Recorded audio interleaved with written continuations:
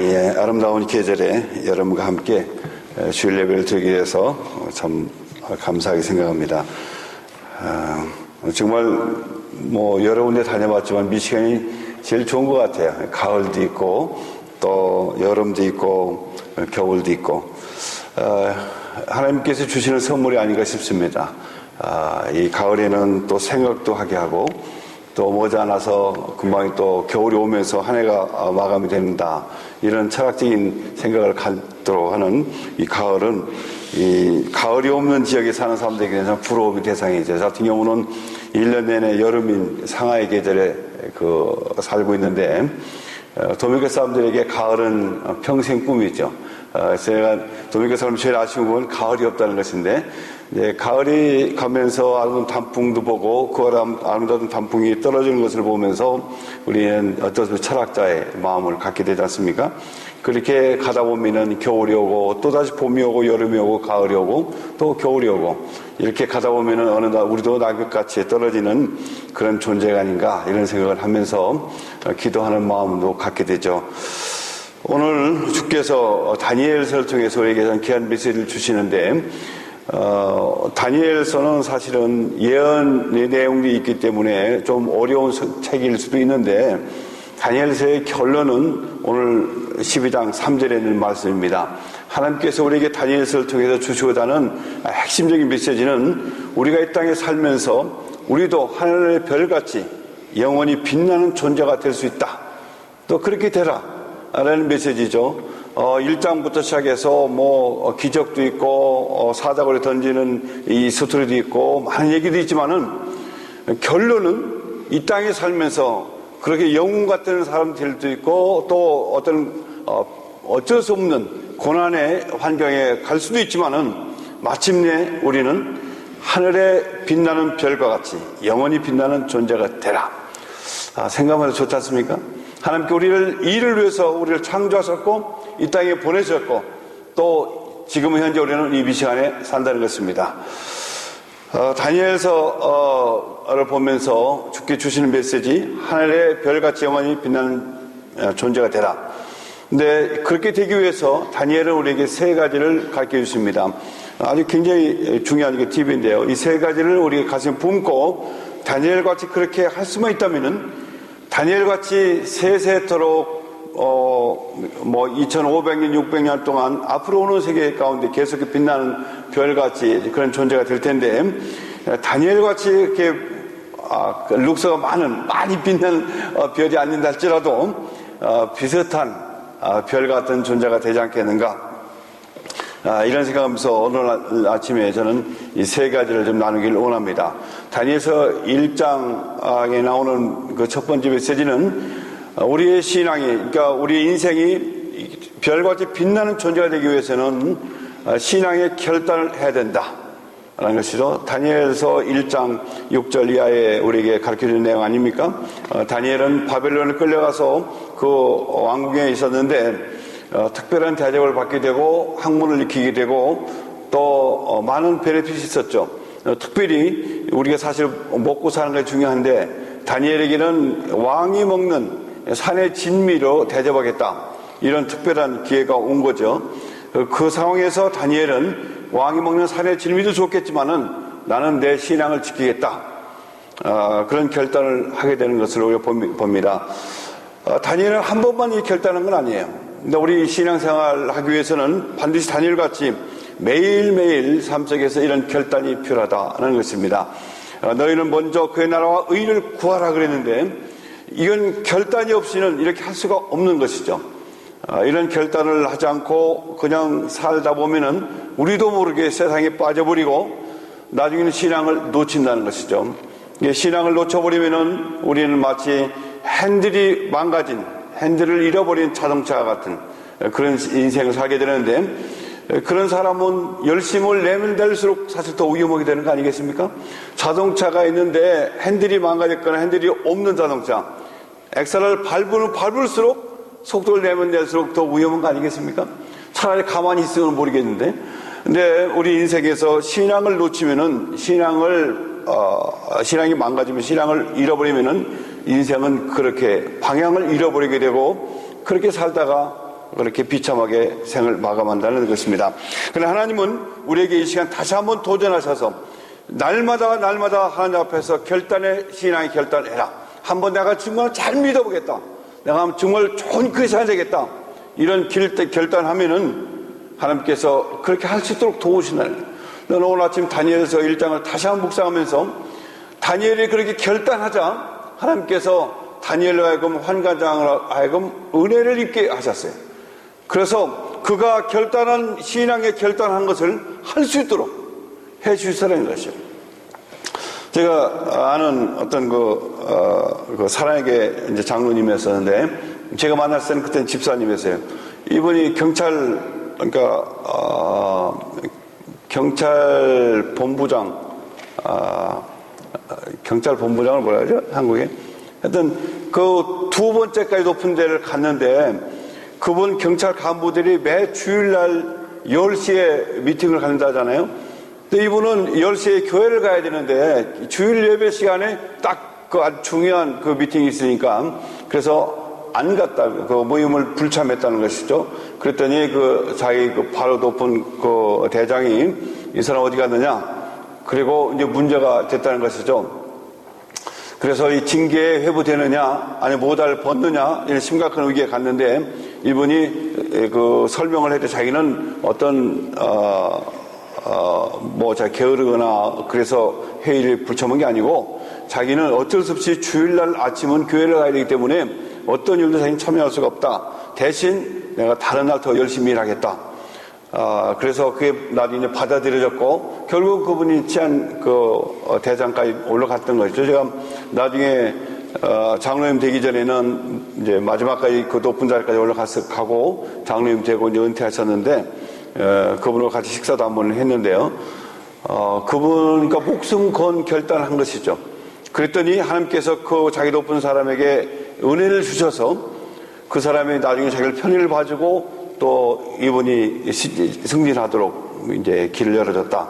이런 간증을 들었는데 그분 얘기를 들으면서 다니엘을 생각을 했습니다.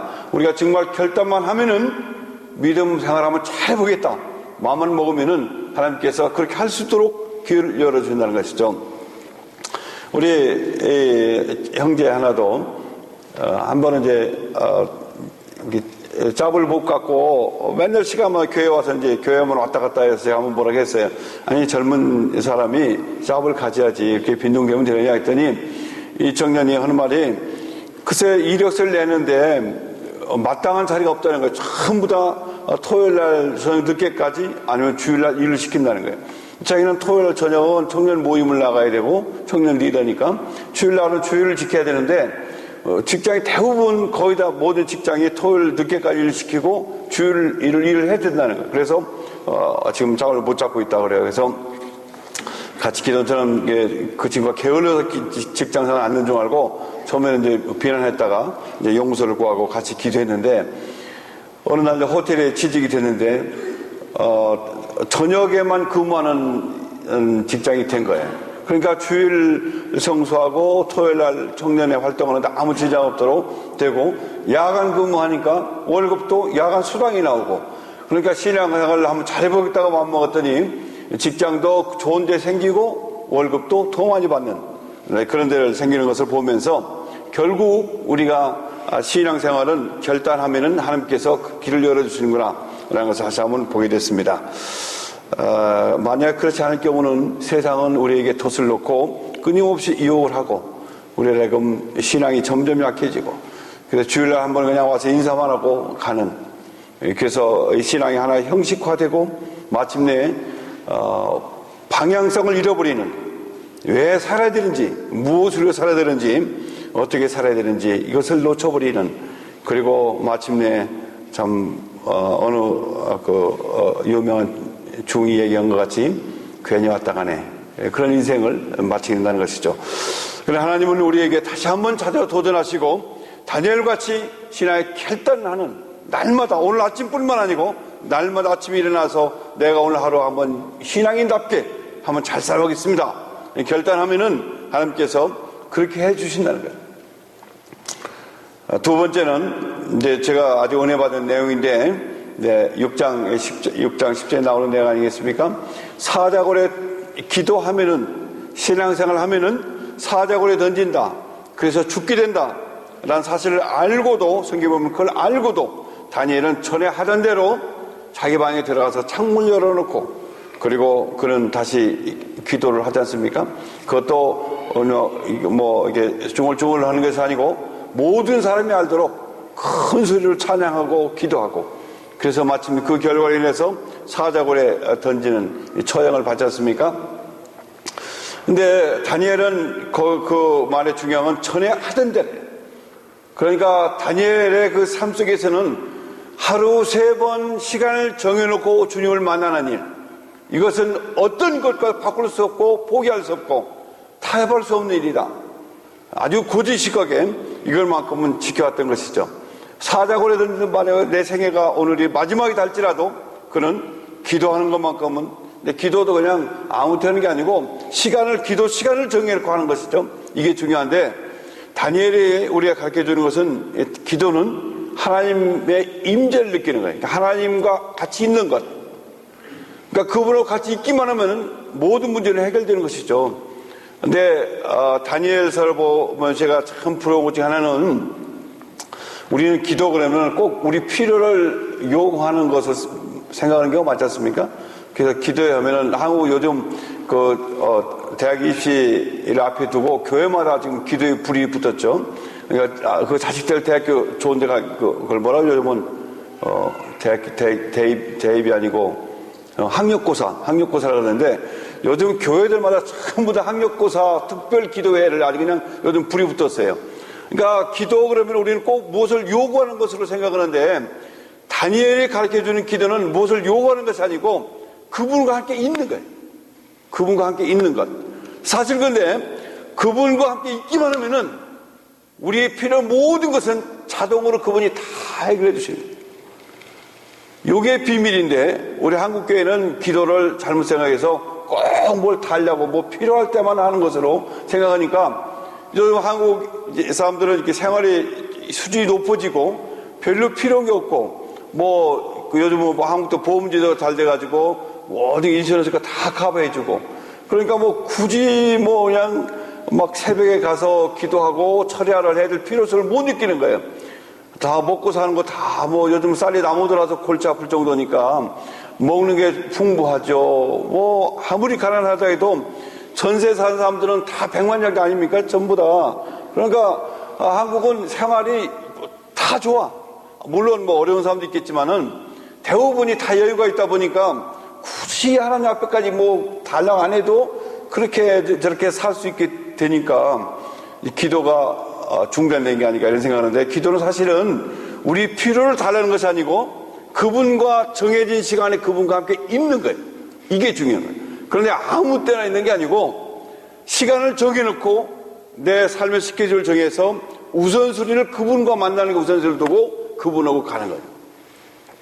네, 우리 인생을 살다 보면은요, 누가 나를 귀하게 여기면 참 기분 좋죠. 귀하게 여기면은. 근데 귀하게 여기고 안 여기는 것을 어떻게 하느냐? 시간을 정해놨을 때 시간을 그 사람이 어떻게 나오느냐 보면 알 수 있어요. 거기를 놓고 최선을 다하느냐, 아니면은 다른 거 하다가 그냥 만나느냐, 이게 중요한데, 저는 우리 청년들에게도 데이트할 때 이걸 꼭 테스트하라고 그래요. 만약에 그 상대가 너를 정말 소중히 여기는지 그걸 테스트해야 된다. 너를 아주 중요하게도 여기지 않는 사람하고 많이 결혼하게 된다면은 좀 불행한 결혼이 될 가능성이 많다. 그렇지 않습니까? 아니, 내 안에 나보다 더 중요한 사람이 있다는 것은 이게 좀 문제가 있는 거 아니겠어요? 그러니까 이 세상 많은 남자가 있지만 그 중에 내가 가장 소중한 남자가 돼야지. 안 그렇습니까? 나보다 더 좋아하는 남자가 있다. 이것은 심각한 문제 아니겠습니까? 그래서 우리 청년들에게 그걸 테스트하는데, 좋은 것은 약속을 하고 약속 시간을 어떻게 하는지 보면 된다. 이렇게 가르쳐 주는데요. 우리 하나님은 우리를 하여금 가장 소중한 존재가 되기를 원하시는 거예요. 그래서 그분도 우리를 가장 소중한 존재로 여기시고 그분도 그렇게 대접받기를 원하신다고 했습니다. 근데 그것을 테스트하는 방법이 그분과 시간을 정해놓고 그분을 만나는데, 어떻게 그 시간을 정해놨냐. 그러니까 주일 예배도 이것도 하나의 약속이죠. 그분과 약속. 그분과 만나기 위해서 약속인데, 약속 시간을 정해놨는데, 뭐 그냥 늦게 예배 끝날 때쯤 온다든지, 그것은 주님을 그렇게 귀하게 여기는 것이 아닌 거죠. 그러니까 다른 더 중요한 것이 있으니까 일 다 보고 그냥 한번 잠깐 왔다 가는 것. 그런 자세는 우리 하나님이랑 열받게 한다 이거죠. 근데 하나님, 그건 도저히 참을 수 없는 관계인 것이죠. 다니엘은 설사 자기가 사자굴에 던짐을 받고 처형을 당한다 할지라도 하나님을 만나는 일은 자기 삶의 가장 우선이다. 그걸 놓고 다니엘은 그렇게 했어요. 했더니 하나님께서 다니엘에게 주신 복이 많은데, 제가 제일 부러워하는 복은 사실 이게 우리 인생의 가장 큰 복이에요. 제일 큰 복은 우리 사람이 생각하는 뭐 물질의 복, 명예, 뭐 권력 이런 것도 필요하지만은 그보다 정말 좋은 복은 지혜와 총명을 받는 것입니다. 그러니까 지혜가 없는 사람에게 돈이 아무리 많이 생겨도 돈 까먹는 건 시간 문제고, 권력을 아무리 주어줘도 지혜가 없는 사람, 멍청한 사람이 권력을 잡으면은 그 권력이 자기 발등상을 찢고서 비참하게 만드는 것이죠. 그러니까 이 세상의 모든 걸 다 가져도 지혜가 없으면은 그걸 오래 유지할지도 못하고, 마치 그러니까 운전을 한 번도 안 해본 사람에게 뭐 벤츠차를 갖다 서문한들 무슨 도움이 되겠어요? 그거 갖고 들이받고 아니면 교통사고가 나겠죠. 그 차 때문에 교통사고 나서 제일이 나가고 뭐 복잡한 일이 생겨 아니겠습니까? 그러니까 지혜가 중요한데 하나님은 다니엘에게 지혜를 주셨어요. 얼마 주셨냐? 다니엘서 1장에 보면은 당시 바벨론이 가장 그러니까 뭐 발달된 그런 것이 아니겠습니까? 근데 그 모든 술사와 박사들보다 10배나 뛰어나다 그랬어요. 그러니까 그 당시에 모든 지성인, 모든 학자, 모든 사람들보다 다니엘은 미니멈 10배는 뛰어난 것 같다. 그랬는데, 그렇게 그런 얘기를 들을 때가 다니엘은, 한 20대가 안 됐을 때거든요. 근데 그 이후에 다니엘은 60년 이상을 계속, 이 기도 생활을 더 열심히 한 거죠. 그런 다음 다니엘은 더 작심을 하고 기도하고 회개를 했더니, 다니엘서 9장쯤 오면은 벌써 이때는 나이가 뭐 한 80 가까이 됐을 때죠. 그러니까 한 60년 이상 20대에 당대 모든 사람보다 10배는 뛰어나다라고 했는데, 거기에서 60년을 더 도를 닦았으면 얼마큼 깎겠어요? 보통 사람보다 100배 이상은 되지 않겠습니까? 그런 상황인데도 하나님께서 천사를 보내서 다니엘에게 내가 기도 시작할 때부터 내가 알았다. 그리고 천사를 보냈는데, 천사가 와서 다니엘이 준 것은 다니엘아, 내가 너에게 지혜와 총명을 주기 위해서 왔다 그랬어요. 그러니까 이건 어마어마한 거죠. 보통 사람보다 100배나 뛰어난 지혜와 총명이 100배나 뛰어난 사람에게 하나님은 또 천사를 보내서 지혜와 총명을 또 주시는 거예요. 그래서 드디어 다니엘로 하여금 과거, 현재, 미래를 다 보는 이런 전무후무한 복을 주신 거 아니겠습니까? 그래서 세상이 바뀌고 환경이 바뀌고 불경기, 호경기 모든 시대가 다 지나고 봄이 가고 여름이 가고 가을이 가고 겨울이 가고, 그런 상황 속에서도 다니엘은 언제나 그 탑 리더의 그 위치를 지킨 거 아니겠습니까? 그 세상 모든 권력과 모든 재물과 모든 명예와 모든 걸 다 누리고도 끝까지 그 위치를 지키면서 존경까지 받는 그런 인생을 살았는데, 그리고 자기 스스로 평가하기를 하늘의 별을 같이 빛나는 존재라 얘기하면서 당신도 그렇게 되라, 그렇게 될 수 있다.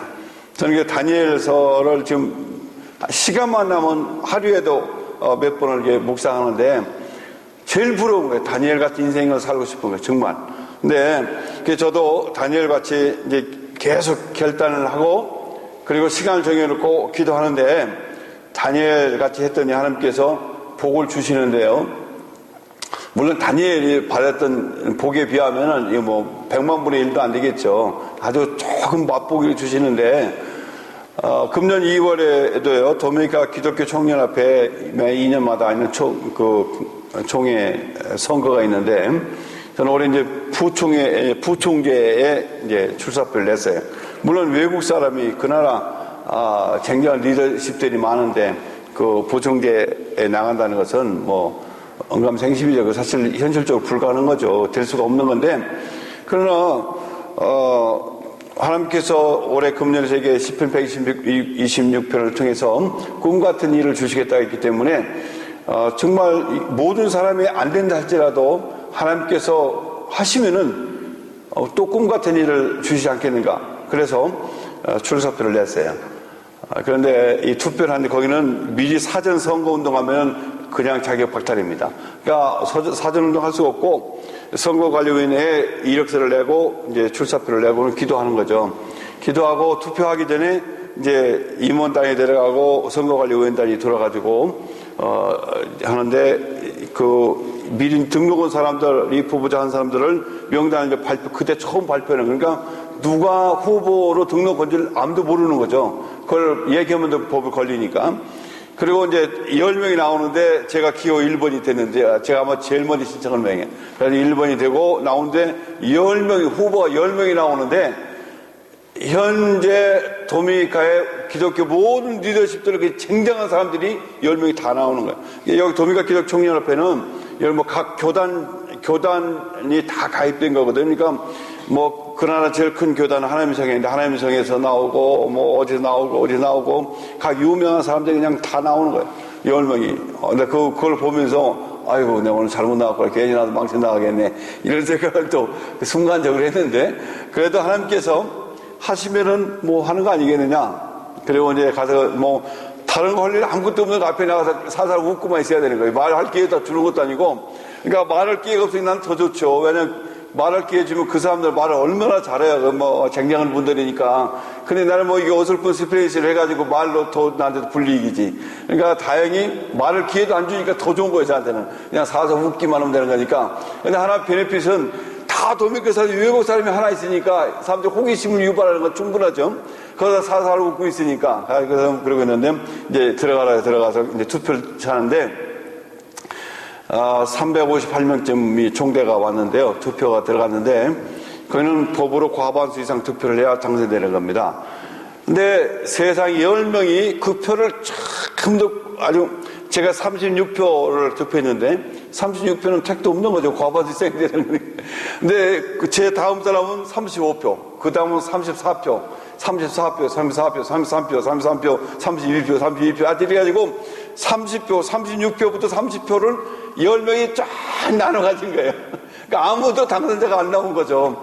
그런데 거기는 또 법회에서 1등하고 2등하고 결선 투표를 이제 나가게 됐습니다. 그러니까 제가 비록 36표 작은 표지만은 1등이니까 35표 받은 그 목사님하고 둘이 결선 투표를 갔는데 35표 받은 사람이 현 이제 부총재인 여자 목사님이에요. 그러니까 도미니카는 여자들이 세다고 그랬죠. 목회사이기 때문에. 그런데 또 사람들 정서상 회장이 총재가 남자니까 부총재 여자가 되면 좋겠다는 정서가 있고 지난번에도 그랬거든요. 그래서 현실적으로 또 이것도 또 불려겠구나 했는데 또 다시 하나님께서 하시면 하지 않겠는가라고 하고 나갔는데 그분을 발표하는데 이제 그분 뭐 이름이 사라인데 사라 목사님 89표 그러는 거예요. 굉장히 많은 표 받은 거 아니에요? 그럼 30몇 표인데 89표니까 그럼 난 잘못 떨어지겠구나. 근데 그 다음 표를 열었는데 저는 그분보다도 배가 넘는 한 198표 막 이렇게 딱 나왔어요. 그래가지고 사람들이 막 박수를 치고 뭐 너무 신기하다는 것이죠. 외국 사람이 도미니카 기독총연합회 가서 부총재가 됐으니까 그 나라 역사 이래 처음 있는 일이라 그래요. 그러면 사람들이 막 와서 끌어안고 막 축하해주고 박수치고 나 지금 우리 교회 가서 얘기 때 우리 교인들이 막 발굴을 박수 치고 난리 나던데 장인의 목사가 그렇게 됐다고 하는 게 뭐 여러분 뭐 내가 여러분 목사가 아니니까 아무 느낌도 없죠. 그냥 멀뚱히 쳐다보고 계시는데 자기는 파송 선교사가 도미니카에서 부총재 됐다는데도 느낌이 없는 것 같으니까 이게 좀 문제네. 하여튼 저를 기도를 안 나와. 우리 교인들은 엄청 기도하니까 그냥 좋아가지고 하여튼 뭐 난리가 났어요. 하여튼 그게 그 다음부터는요. 그 나라 이제 이 캐톨릭 국교니까 모든 국가 행사, 중요한 행사에는 이제 종교에게 초청을 받는데 캐톨릭과 우리 기독교 대표들이 가죠. 기독교 대표는 이제 저는 당연히 회장 다니니까 가는 거예요. 그러니까 사람들 가면은 처음부터 이상하게 저를 쳐다보는 거예요. 중요한 국가 행사에 외국 사람이 하나 껴있으니까 이건 도미교 사람들 오는데 왜 저 이상한 사람이 와 있느냐 이런 눈초리로 이제 보는 거죠. 그러면 우리 이제 총재가 또 설명을 하죠. 이분은 뭐 도미카 목사입니다. 막 이러는데 하여튼 금년 여름에 도미카에서 이런저런 이유로 그 나라 매스컴에 계속 자주 타게 되고 또 그날 신문에 와서 제 사역을 도시를 바꾸는 사역하는 교회 그래가지고 신문에 막 내고 또 어떤 신문에서는 제 하나님의 선물로 도미카에 주어진 사람 이래가지고 막 4페이지 해가지고 특집으로 또 잡지에 내주기도 하고 또 그 기독교계에서 임원들이니까 같이 또 온 매스컴을 불러놓고 인터뷰도 하고 하여튼 하나님께서 상상을 우리의 꿈 같은 일을 계속해서 주시는데 물론 다니엘하고 비교해서는 이거 100분의 1도 안 되겠지만은 하나님께서 시간을 정해놓고 하나님 앞에 마음을 드리는 자에게 하나님께서 맛보기로 주시는 걸 보면서 정말 저는 어디 가서 올해는 누구든지 어디 가서 기회만 되면은 이 말씀을 나누는 거예요. 이 땅에 살아가면서 우리가 그냥 왔다 가는 인생이 아니고 하늘의 별같이 빛나는 존재로 하나님 우리를 부르셨는데 이 세 가지만 하면은 적어도 다니엘 같이는 못 된다 할지라도 비슷하게라도 되지 않겠는가. 근데 이 세 가지, 첫 번째는 날마다 나는 신앙 우선으로 살겠다. 내가 정말 한번 좋은 크리스찬이 하면 되겠다. 이런 결단을 하는 것과 두 번째는 시간을 정해놓고 하루 3번 기도하는 것. 그러니까 다니엘 하루 3번 했기 때문에 어떤 사람은 5번 하면 더 좋잖아는데 교회 5번 해 누가 하지 말라는 게 아니죠. 5번 하는데 우리 생활이 바쁘니까 우리 어떤 사람은 왜 5번이냐 무시로 하는데 더 하면 더 좋지 10번 하면 더 좋지. 그래서 10번 하라고 10번 하는데 실제 우리가 살다 보면은 그렇게 10번씩 기도하기가 어려우니까 다니엘이 3번 했는데 다니엘만큼만 해도 하늘에 빛날 별이 된다는데 5번 하면 더 좋겠죠. 10번 하면 더 좋고. 그러나 현실적으로 그게 쉬운 일이 아니니까 다니엘 같이만 하면 하자는 거예요. 하루 3번. 전 아침 6시, 난 12시, 밤 10시 하는데 3번 하는데 3번을 시간을 정해놓고 했더니 하나님께서 복을 주시기를 점점점 리더십을 세워주는 거예요. 외국 사람이 다른 나라에 갈 리더십을 갖는다는 것이 참 쉽지는 않습니다. 우리 교포 이민 역사가 100년이 따르지 않습니까? 100년이 가도 이 나라 같은 경우는 리더십이 완전히 열려있는 나라 아닙니까? 이런 누구든 이민자들이 만든 나라니까 미국 같은 경우는 정말 세계에서 가장 열려있는 나라죠. 그러니까 외국 사람이 와서 리더십을 잡기가 제일 좋은 나라죠. 열려있는 나라니까. 그렇다 할지라도 우리나라 사람이 이 나라의 리더십에 간 예가 많지는 않습니다. 혹시 누구 아십니까? 이 나라 리더십 속에 우리나라 사람을 간 예가 100년 동안에 몇 명 안 되는 것 같아요. 물론 한두 명 있겠지만 제가 모르니까 잘 얘기할 수 없지만은 그렇게 많지는 않은 것 같아요. 이렇게 좋은 기회가 있는 나라를 할지라도. 근데 대부분 나라들은 그 텃세가 있어서 대한민국은 외국 사람이 리더십 가진 예는 거의 없고요. 그래서 화교들이 세계 어디 가든 비즈니스를 다 성공했는데 한국만 실패하고 철수했다고 그러지 않습니까? 그러니까 한국 같은 경우는 더 폐쇄적이고 외국 사람이 다른 나라에 가서 리더십을 갖는다는 것이 쉽지는 않아요. 그렇지만은 다니엘도 사실 외국 사람이었거든요. 이스라엘 사람이었지 않습니까? 근데 바벨론을 끌어왔잖아요. 그러나 외국 사람을 할지라도 다니엘같이 날마다 신앙에 결단하고 하루 3번씩 시간을 정해놓고 기도하면은 하나님께서 그걸 리더십으로 세워준다는 거예요. 저는 이걸 보면서 얼마나 감사한지 내 삶이 정말 하나의 이 메시지가 될 수 있다면 좋겠다 이런 기도를 계속해서 하는데요. 저뿐만 아니고 누구든지 다니엘같이 이렇게 하면은 그렇게 된다는 것입니다. 한번 여러분 해보십시오. 시간을 정해놓고 하고 여러분의 삶의 우선순위를 하나님 앞에 두고 한번 해보십시오. 분명히 하나님께서 여러분을 들어서 리더십을 주시고, 왜 리더십이 중요하냐면은 우리 이 땅에 살면서 영향력을 행사해야 되는데, 이제 성경은 영향력이라는 말 대신 세상에 빛과 소금이 되라고 말씀하셨지 않습니까? 빛과 소금이 된다는 얘기는 영향력을 행사하라 그 소리거든요. 영향력을. 근데 너희가 등불을 켜서 이 등 아래에 두는 법이 없다 그러지 않습니까? 그러니까 높은 데에 둬야 되는 것이죠. 그래야 많은 사람이 빛을 비추니까. 이 빛을 비친다는 말은 요즘 말하면 영향력을 행사하라 그 소리인데, 선한 영향력을 행사하는 것은 요즘 말로 그게 리더십이라 이거죠. 그래서 우리 크리스찬들은 할 수만 있으면은 리더십을 가져야 되는 거예요. 그래야 삶 속에서, 세상 속에서, 내가 있는 곳에서, 요즘은 어디 가나 리더십이 있거든요. 도미카 같은 경우는, 제가 미국은 잘 모르지만은, 도미카는 이 버스 운전하는 사람들도 버스 운전사 노조라는 게 있어서, 거기 리더십이 있어요. 도미카는 이 운전하는 사람 노조의 리더십이 굉장히 파워풀합니다. 굉장히 셉니다. 총 파업 들어가면 나라가 꼼짝 못하니까 그 운전하시는 분들의 그 리더십이 굉장히 세요. 또 모든 다 노조라는 게 있어서 그 노조의 파워가 세고요. 또 국회에 가도 하원에도 리더십이 있어요. 그래서 하원 의장이 있고 그 리더십들이 있고 상원도 리더십이 있는 거예요. 그냥 상원만 아니고 상원에서 리더십이 있는 거예요. 그리고 어디 가나 학교 선생님도 도미카는 선생님 협의회 그 리더십이 굉장히 센데요. 그러니까 학교 선생님이 돼도 기왕이 선생님이 될 바에는 리더십 속에 가라는 거예요.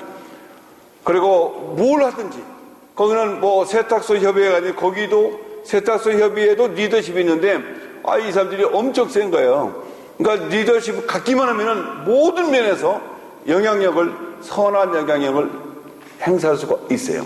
그래서 하나님께서는 우리를 하여금 리더십을 가져라 라고 말씀하시는데, 다른 말로 해서 세상의 빛과 소금이 되라. 이제 그 말이라 이거죠. 근데 다니엘은 하나님께서 리더십을 세워서 그러니까 탑 리더십까지 갔지 않습니까? 그랬기 때문에 다니엘은 절대 지존의 권력을 가진 왕과 대면할 수가 있었고, 왕에게 그 영향력을 행사할 수가 있었죠. 그래서 그 느부갓네살 왕 기고만장하고 세상 중동을 다 제패하면서 모든 것에 아주 자기가 최고라 생각했던 느부갓네살 왕도 다니엘 앞에 무릎을 꿇지 않습니까? 그 다니엘 앞에 영향력을 행사하는 걸 보면서 무릎을 꿇고, 다니엘아, 네가 믿는 하나님이 진짜 참신이구나 라고 고백을 하고, 다리오 왕 당시에 중동 그때 당시에 모든 권력을 가졌던 절대 권력을 행사한 다리오 왕도 다니엘 앞에 와서 네가 믿는 하나님이 진짜구나 라고 고백하면서 사자굴에 던짐을 당한 다니엘을 위해서 다리오 왕은 철야를 했지 않습니까? 그러니까 철야를 했다는 얘기는 믿음이 있다는 그 소리 아니겠습니까? 요즘은 교회 다니는 분도 철야 잘 안 앉는데, 그러니까 철야 기도했다 이 소리는 믿음이 있다 그 소리예요, 쉽게 얘기해서. 그러면서 철야 기도하는데 자기를 위해서 기도하는 게 다니엘을 위해서 기도하지 않습니까? 다니엘을 위해서. 그 새벽같이 내려가지고 사자굴에 가서 다니엘아 네가 믿는, 네가 섬기는 하나님이 너를 사자 입에서 구원해 주시지 않았느냐 라고 고백하지 않습니까? 이제 세 번째 아이디어가 나오는데, 다니엘은 많은 사람을 옳은 대로 인도한 자는 하늘의 별같이 빛나는 존재가 된다. 이 세 가지, 하늘의 별같이 빛나는 존재가 되기 위해서는 첫 번째, 날마다 신앙의 결단을 해야 된다. 내가 잘 믿어보겠다. 기왕에 믿는 거 잘 믿어보겠다. 이런 결단. 저는 사실 목사가 안 됐으면은 대한민국 최연소 장로가 되는 게 제 꿈이었어요. 저는 100% 될 가능성이 있었어, 정말. 됐을 거야, 아마. 내가 목사가 안 됐으면은 됐을 거예요. 근데 그게 소원이었으니까, 소원을 갖고 덤비는 사람한테는 못 당하는 거죠. 대부분 교회들이, 최연소가 몇 살인지 모르겠지만은, 하여튼 저는 대한민국 최연소 장로가 되고 싶었어요. 그렇게 되려고 노력했으니까 됐겠죠, 근데 목사가 되는 바람에 그 찬스를 놓쳐버렸는데, 그러니까 기왕에 저는 지금도 제 생각은 그래요. 기왕에 예수를 믿을 바에는 한번 잘 믿고 그 교회 가서 리더십을 갖고 선한 영향을 행사하면 좋은 거 아니냐. 저는 그래서 기왕에 제가 세계한인 선교사 회장 된 것도 기왕에 선교사 될 바에는 선교사 회장 한번 되자. 그러면 영향을 행사하는 거니까. 그렇게 됐지 않습니까? 그래서 세계한인 선교사회가 정치 집단이었지만은 그걸 기도하는 집단으로 바꿔놨어요. 그러니까 밖에 나가서 저 인간들은 맨날 뭐 정치인하고 뭐 선교사들이 목사들이 모여 정치만 한다. 그걸 백날 비난해가지고는 아무 변화가 없는 거예요. 그냥 가는 거예요. 가지만은 거기에 들어가서 선한 영향력을 행사하고 기도하는 사람들로 리더십을 바꿔놓으면은 그 모임은 기도하는 모임으로 되는 거 아니겠습니까? 그러니까 저는 제 생각은 늘 그래요. 기왕에 예수 믿을 바에는 확실하게 믿고, 기왕에 선교사가 될 바에는 확실하게 선교사가 되고, 뭐 기왕에 목사가 될 바에는 확실히 목사가 되고, 저는 제 사상이 그렇습니다. 근데 다니엘이 그렇게 했던 것 같아요. 그리고 그래서 그런 결단이 필요하고요. 기왕에 믿을 바에는 한번 잘 믿어봅시다. 그래서 하나님의 복을 받아야 남보다 더 받고 더 좋은 일하고 그러면 좋은 거 아니겠어요? 어떻게 생각하십니까? 동의하십니까? 기왕에 믿을 바는 잘 믿고 그냥 믿는 것도 아니고 안 믿는 것도 아니고 교회 오는 것도 아니고 안 오는 것도 아니고 그런 사람은 시간 낭비하는 것 같아요. 괜히 그냥. 두 번째는 시간을 정해놓고 기도. 이건 절대 타협할 수 없고 이건 포기할 수 없고 중단할 수 없는 목숨 걸고 해야 되는 거죠. 다니엘 목숨 걸었죠. 그래서 사자고로 던진다 해도 아니까 뭐 던지라. 죽으면 죽지 뭐. 이렇게 기도하는 것이 죽는 것보다 더 중요하다는 것이죠. 그렇게 했더니 다니엘은 그때 당시 총리였으니까 얼마나 바쁘겠어요. 요즘 우리가 생각하는 것보다 100배는 더 바빴겠죠. 바쁘기로만 하면 엄청 바쁘고 또 그가 뭐 관여인이 한두 가지가 아니니까 얼마나 스트레스가 많고 그렇겠습니까? 그런데도 불구하고 다니엘은 목숨을 걸었어요. 그랬더니 하나님께서 그를 높이지 않습니까? 그리고 하나님께서 필요한 지혜와 총명을 계속해서 갖다 주시고, 그리고 그는 그렇게 돼야 될 이유는 한 가지였어요. 자기를 통해서 자기 주변에 있는 많은 사람들이 옳은 대로, 그러니까 하나님 앞에 돌아오는 것, 하나님 앞에 돌아오게 하는 것이 그의 삶의 목표였어요. 자기가 왜 총리가 돼야 되느냐? 총리가 돼야만이 왕을 만날 수 있으니까. 왜 국회의원이 돼야 되느냐? 국회의원이 돼야 국회의원을 만날 수 있지 않습니까? 그러니까 돼야 되는 거예요. 왜 우리가 미제나리가 돼야 되느냐?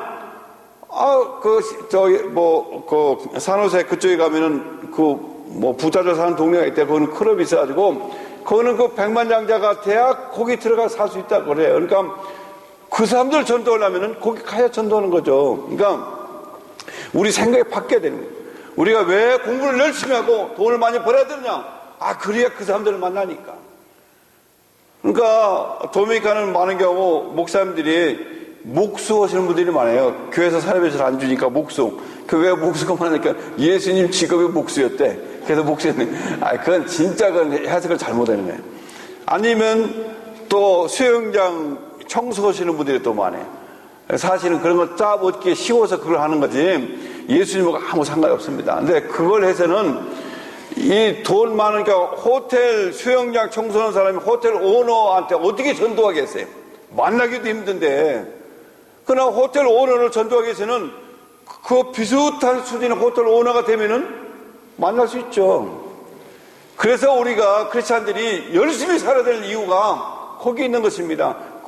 거기에 가야 교수가 대학 교수를 만나지.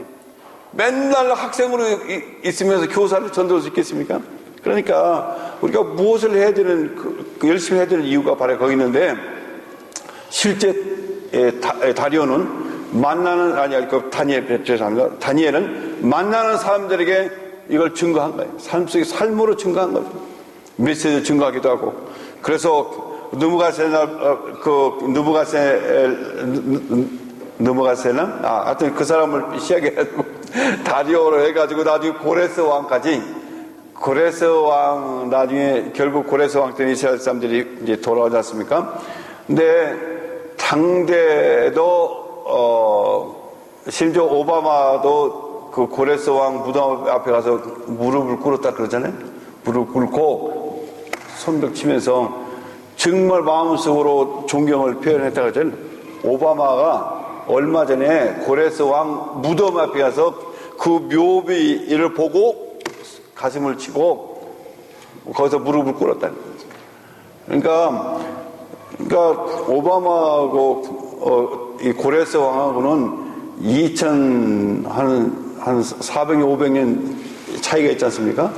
그러니까 현재 오바마가 2400년 전 사람 앞에서 무릎을 꿇었으니까 고레스 왕은 오바마보다도 더 뛰어난 거죠.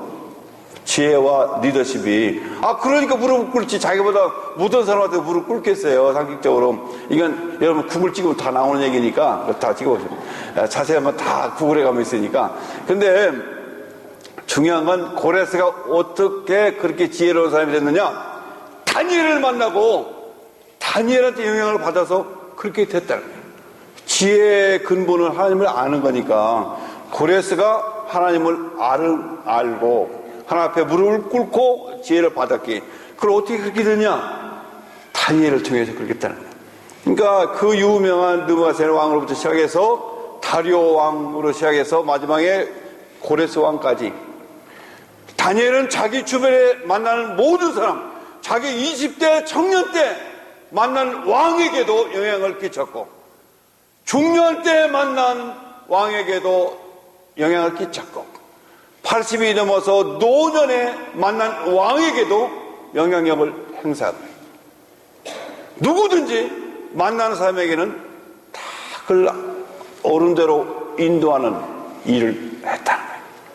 그렇게 하자 하나님께서 다니엘을 오가는 세계 가운데 하늘의 별같이 빛나는 존재로 만드셨는데 우리도 다니엘같이 이 세 가지를 한다면 우리 주변에 만나는 스치는 사람들이 얼마나 많습니까? 그거 다 천도대상자 아니겠습니까? 만난 사람 누구든지 왜 하나님께서 그 사람을 우리와 만나게 하셨겠어요? 여러분 거래처에서 만나는 사람, 뭐 학교에서 만나는 사람, 어디서 만나는 사람 전부 다 왜 하나님께서 우리를 그 사람을 만나게 하셨느냐? 이건 하나예요. 그 사람을 너와 같이 옳은 대로 인도해라. 그렇게 비참하게 살다가 비참하게 끝나는 것이 아니고 창조주 하나님을 기억하도록 하나님 앞에 인도해라. 세상 모든 것은 다 지나갑니다. 이 아름다운 가을도 지나갑니다. 곧 겨울이 오고 또다시 봄이 오고 여름이 오고 가을이 오고 또 겨울이 오고 그렇게 하면서 또 한 해가 지나가고 또 한 해가 지나고 우리 모든 인생은 나비같이 그렇게 떨어질 것입니다. 그렇게 갑니다. 근데 그 가는 인생 속에 우리 모든 것도 가는 거 지나가는 거예요. 모든 것도 우리가 현재 가진 것 우리가 소중히 여기는 것 다 지나가는 거예요. 지금 여러분을 화나게 하는 것 시험 들게 하는 것 속상하게 하는 것 아프게 하는 것 이거 다 지나가는 거예요. 모든 게 다 지나가는 거예요. 안 지나가는 것이 하나도 없어. 다 지나가는데 딱 하나 모든 게 지나가니까 지금 오늘 별걸 다 갖고 있어도 다 지나가니까 결국은 다 모이면 지나가니까 지나가는 세월이 간다면은 다 지나가는 거니까. 근데 딱 하나 영원히 빛나는 것이 있는데 그것은 우리가 많은 사람을 옳은 대로 인도한 것. 그 일, 그것만큼은 영원히 빛난다는 거예요. 그래서 우리가 주님 앞에 가는 그날 말할 것도 없고 이 땅에 살면서도 빛나는 인생이 된다는 것입니다. 여러분 주위에 만나는 누군가를 여러분이 주님 앞에 인도한다면 뭐 교회에서 뭐 전도 축제 전도 뭐 기간 그래서 하는 게 중요한 게 아니고 그것도 필요하겠지만은 우리 인생이 왜 사느냐라고 물어보는 그 질문 앞에서 이거 외에는 다른 대답이 없는 거예요. 왜냐면 모두 다 지나가는 거니까 지나가는데 목숨 걸 필요가 없는 거 아니겠어요? 지나가는데 다 지나가는데 특히 여기 미시간은 아주 철학적인 메시지가 많아요. 이거 뭐 옛날 100년 전에 잘 살 때 이 몰 같은 게 얼마나 크고 좋아요. 저쪽에 있는 그거 지금 가보면 얼마나 보기가 참 안쓰럽지 않습니까? 그게 현실에 다 지나가는 거예요. 그렇게 부귀영화 좋은 거 다 지나가는 거예요. 근데 영원히 안 지나가고 영원한 것 그것은 누군가를 옳은 대로 인도하는 그 일이에요. 그 영혼은 그 일만큼은 주님 앞에 갈 때까지. 그래서 저는 선교사가 된 것이 얼마나 감사한지 모르겠어요. 여러 집사님 장로들 보기 어떤 면에서 좀 미안한 것은 여러분은 죽으라고 일하면서 또 주님을 섬겨야 되는데 저는 풀타임으로 전도만 할 수 있으니까 참 얼마나 감사한지 모르겠어요. 그리고 열심히 전도 선교하라고 또 헌금도 보내주니까 좀 미안해. 집사님 장로님들한테. 여러분은 죽으라고 일하면서 또 시간 내가지고 또 전도도 해야 되는데 저는 그냥 풀타임으로 전도만 할 수 있으니 참 얼마나 감사한지 모르겠어요. 인간적으로 좀 미안하긴 해요. 여러분 볼 때. 왜냐면 여러분 죽으라 일해가지고 또 서포트를 해야 되니까 나는 그냥 계속 그냥 전도하고 선교만 할 수 있으니까 얼마나 감사한지. 좀 부러우면 여러분도 되면 되죠. 뭐 그러면. 근데 선교사가 되면 되지 않습니까? 근데 얼마나 감사한지. 영원한 일을 위해서 내 생애를 바친다는 생각할 때 너무너무 좋은 거예요. 여러분 어떻게 생각하십니까? 썩어져 없어질 것에 우리의 삶을 드리느냐 아니면 영원한 것에 삶을 드리느냐. 네, 우리가 여러분 사실은 전도회가 목사나 선교사보다는 100번 쉽고 좋죠. 같이 있으니까 바울 사도는 천막 끼는 일을 했거든요. 텐트 메이커라고 했죠. 천막 끼는 일을 하는 이유는 전도사를 만나기 위해서 맨날 성전에서만 기도한다고 성전에만 있으면은 전도사를 만날 찬스가 없잖아요. 그러니까 바울은 가서 시장에 가서 천막 깁는 일을 하면서 그들과 접촉점을 만들었거든요. 네, 그러니까 사실은 집사님 장로님들이 목사님보다 전도하기는 훨씬 더 유리한 거죠. 말이 통하니까 우리가 얘기하면 저는 대사님도 만나면 이제 언제나 그 복음을 전하는데 한마디 꺼내면 벌써 대사님 이분들 머리 잘 들어가니까 한마디 꺼내면 목사님 전도하려고 그러십니까? 그래. 목사님 전도하십니까? 이러는데 여러분은 말이 통하지 않습니까? 같은 일을 하니까 삶 속에서. 그래서 여러분을 통해서 이 가을에 누군가가 주님 앞에 온다면은 금년 한 해도 의미 있는 한 해가 되지 않겠습니까? 안 그러면 그냥 또 하늘을 보내시겠습니까? 하나님은 우리를 부르셔서 하늘에 빛나는 별같이 영원히 빛나는 이런 존재가 되기로 우리를 부르셨고 그렇게 되길 원하시는 것입니다. 우리 모두가 다 정말 주님 앞에서 이해가 가기 전에 다시 한번 이걸 한번 깨닫고 하나님의 부르심에 합당하게 정말 영원히 빛나는 별과 같은 존재가 되시길 주의 이름으로 축원합니다. 기도하겠습니다.